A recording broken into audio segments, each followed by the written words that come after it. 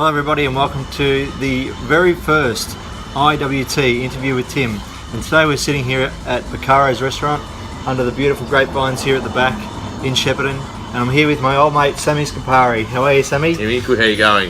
Thank you for your time today. You're welcome, anytime. I wanted to do my first interview with Sam because Sam has been doing a little bit of his own wine TV. Sam's the owner-operator of Bicaro's restaurant here and also part-time winemaker, has his own wine, Seraphim wines, that he makes in Kambuna. He's still in Kambuna?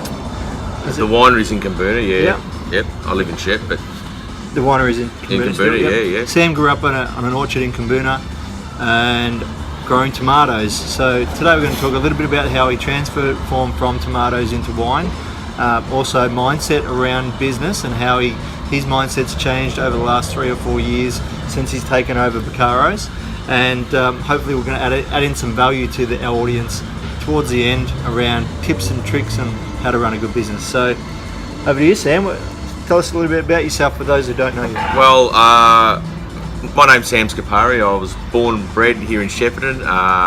Tim and I actually went to kindergarten together and high school, so it's a relatively small world. But born and bred here locally, come off a farm. Mum and Dad own a farm out of Kambuna, as you mentioned earlier. Yep. I played footy as a youngster here locally, went to school locally. I am engaged to Gina, who also is my business partner as well. Yep. Life partner and business partner.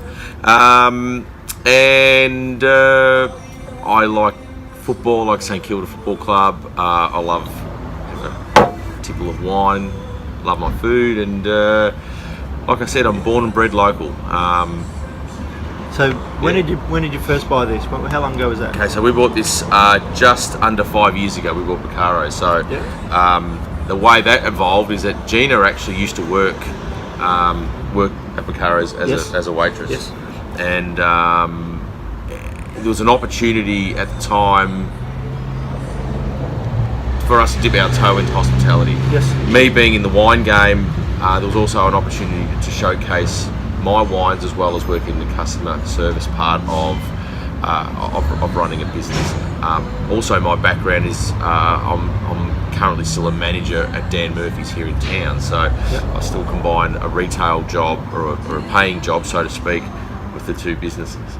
So what we thought was an opportunity to get into hospitality, to show what we've got with combined experience of 20 odd years of Gina running restaurants and things like that, and me being in customer service, and then the wine, so it all sort of mingled together. Yeah, beautiful. For an opportunity to showcase. And when did you start making wines? So I started making wines back in 2002.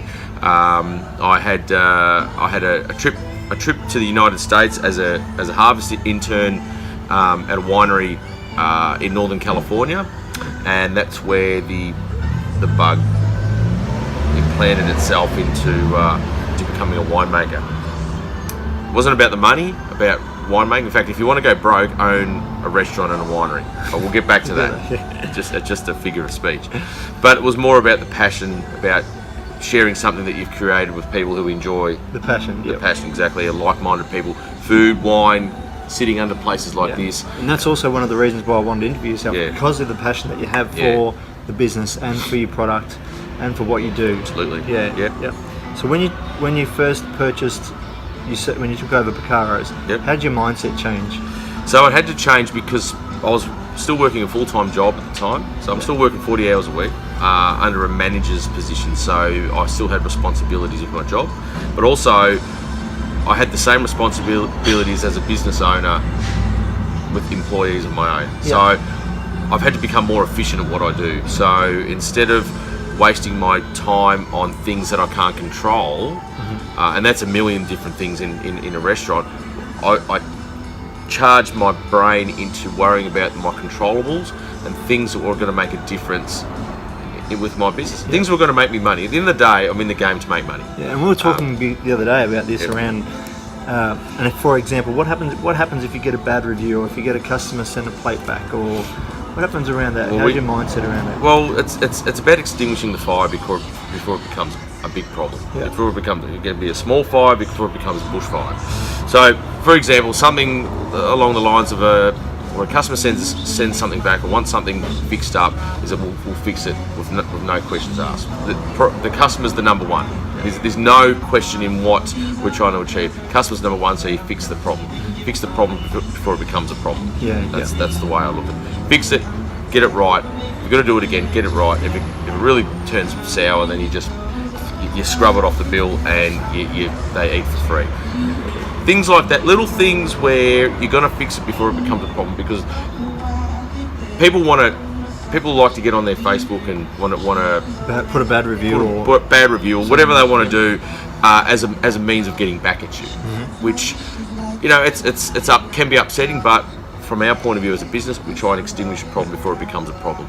And if it's beyond our control, where everything was fine on the night and they've still put a bad review up, then we're entitled to a rebuttal of their review, to say that, look, you didn't raise the issue, we asked you and there was no issue at the time, then all of a sudden there's an issue, but we're sorry that you feel that way, we hope that you come back and see us. You can't control those things. We can't control them, but... So how long does that bad review stay in your mind, in your mindset?